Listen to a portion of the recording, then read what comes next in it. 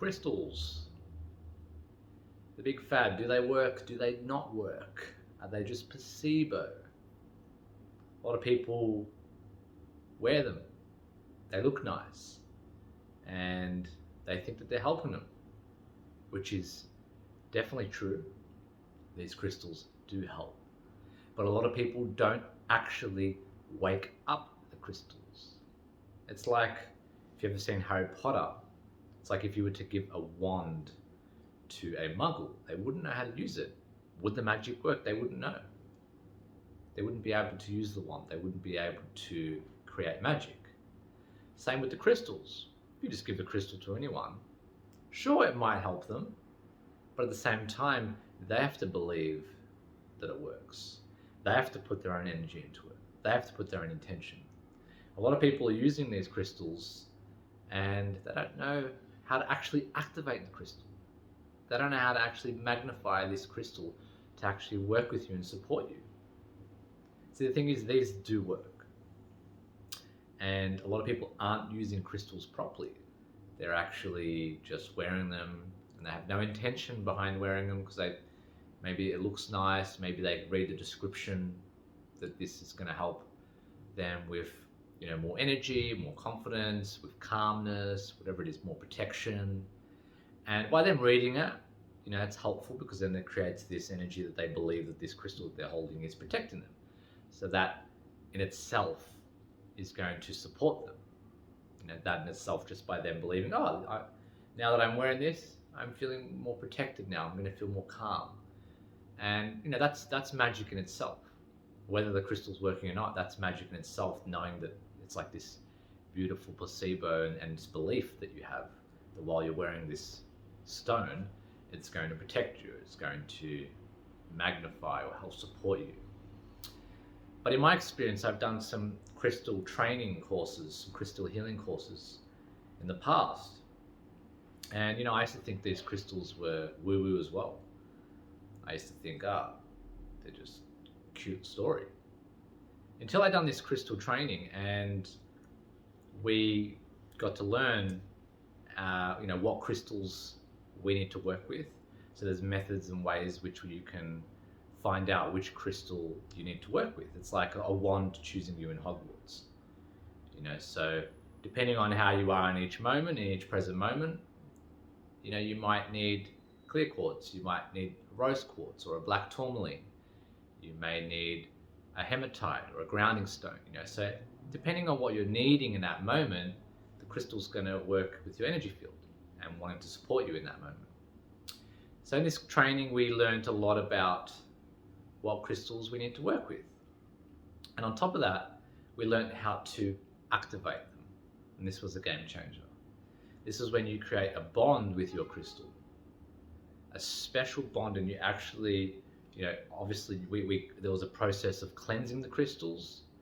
So there's a proper way of cleansing the crystals, but then also creating this bond and magnifying this crystal, waking it up by sending energy through your crown from above and from the roots of the earth into this crystal, putting your energy, putting light, doing Reiki.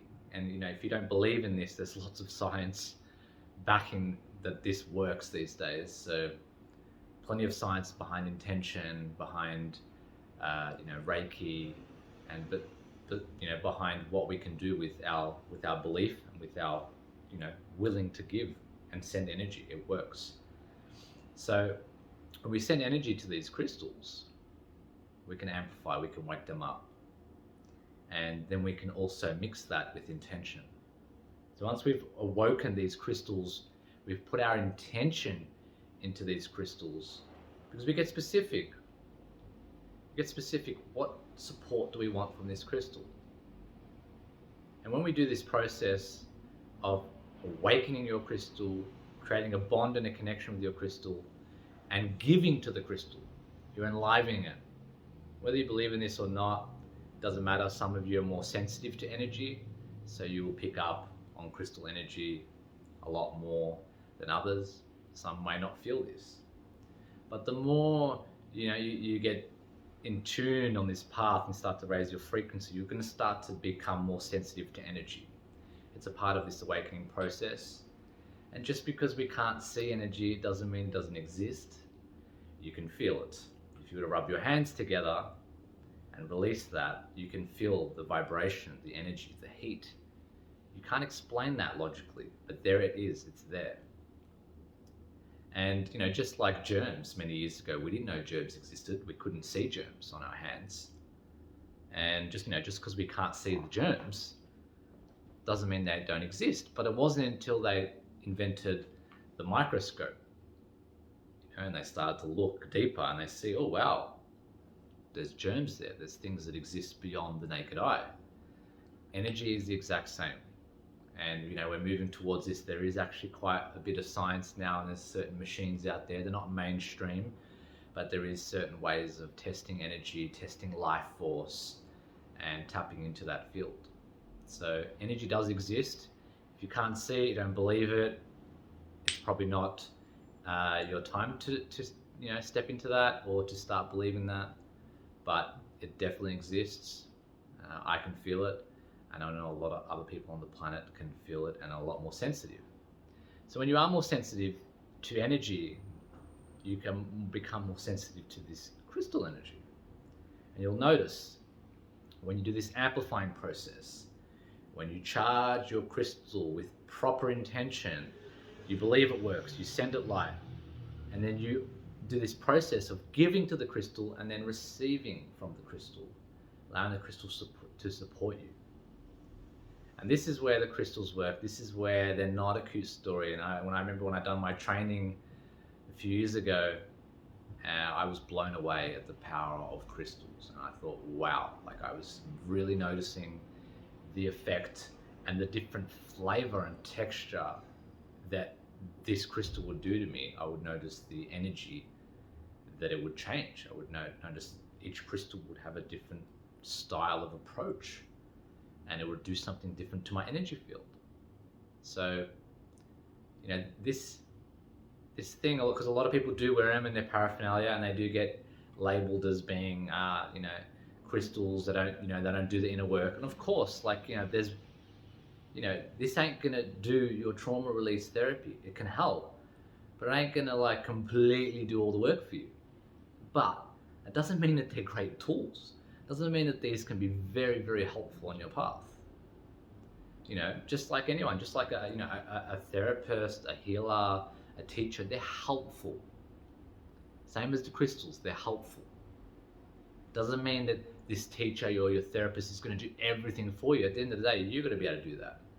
You've got to be able to seek the healing, and at the same time, there's a divine timing to the healing unraveling. There's certain things that need to come up at certain periods in your life. It can't just all come up. So, these crystals, very helpful, and they're not a cute story. The more you become sensitive to energy, you'll start to notice them. And the more you actually put intention into these, instead of just buying them and having them in the corner, but if you actually put your intention into them, put your energy into it, wake it up, give the crystal some support.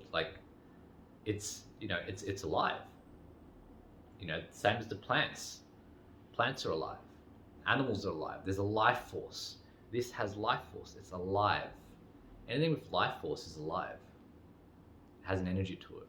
So you can communicate to your crystal, and you can send it energy, amplify it, and it can really support you big time. So not a cute story. They definitely work. They're definitely not going to do all your work, but they are helpful tools. And again, just like when you give a wand to a muggle, they don't know how to use it. It's probably just a waste of a wand. But if you give a wand to a wizard, they really know how to use that wand and create magic. These things I've seen firsthand. They're very magical, and you can create crystal grids, which are another stage of working with crystals, and that can really amplify the crystal and the radius that the energy supports you, so you don't ever have to carry them. You can set up these crystal grids, and you can put them under your bed. You can set them up on your altar. You can put them in your in your money area, certain areas of the house. They're very powerful. You can set up a crystal altar or grid if you're doing events or circles or workshops and you're doing healing workshops. That will amplify the life force depending on the crystals you choose, depending on the crystal you place in the center. So without going into too much detail, crystal grids are another way of really working this magic and amplifying this. So not a cute story, definitely helpful, but at the same time only helpful to those that, in the right hands, that these crystals come to the right hands, someone who believes it, someone who's actually going to work with it, put their energy into it, put their life force in it, and put intention into it, and then they're going to receive the support from the crystal. So yeah, I hope you enjoyed the video today, and maybe this might encourage you to get a crystal. It may encourage you to get maybe an orgonite, a real orgonite, which maybe that's for another video. But these orgonites are basically an orgone energy, which is similar to prana or chi, helps to enhance your life force, and it helps to clear away negative energy, EMF energies. So it's very good for 5G or Wi-Fi and things like that. But yeah, these are actually made up of a lot of other crystals. So they're made up of quartz, selenite, shungite, and they're made up of like metals, so organic and inorganic materials. Pretty fancy technology. Originally discovered by Tesla and also discovered by William Reich, who started to pick up and learn about this energy and how healing it is for your body and how it brings in life force. But obviously if you look up those guys, they got shut down. William Reich got in big trouble, and they don't want people bringing out this type of technology into the world because they want people to be sick. That's where the money is. So, but yeah, you can get a lot of support. There's lots of other crystals you can get. Citrine's very helpful. So you can get certain crystals for each different chakra point. You can get things like this. This is kind of like a wand. It's a selenite, very good for cleansing, very good for lots of things, insights, very good for your auric field. This will actually help cleanse and charge other crystals. So very helpful tool. Grounding stones, hematite, very grounding. What else we got? Amethyst, very popular one. Very good for meditation, calmness, helps with anxiety. They do lots of things. Lots of them are, some are very specific with that. The black tourmaline's very protective, works with negative energy, but they are very specific with what they do. And then your intention on top of what they already do helps for them to really go, okay, I'll help support you with exactly that. So yeah, quite amazing. They can be cute. They're not going to do all the great work for you. They look great. They're cute. It's not going to make you, turn you into an enlightened being, but they are a very helpful tool. Very, very helpful tool. So hope you enjoyed this video. Get some crystals and put some intention onto it. I'm going to release a crystal and intention video soon. So it'll be like a meditation where you actually get, you give and receive support from the crystal. So I'm going to release a meditation soon, and that will be like really powerful meditation that you can work if you ever need support through your crystal. It's a way of getting healing support from your crystal, and you can work with that crystal. It's very, very, very powerful. So thank you. Hope you enjoyed the video.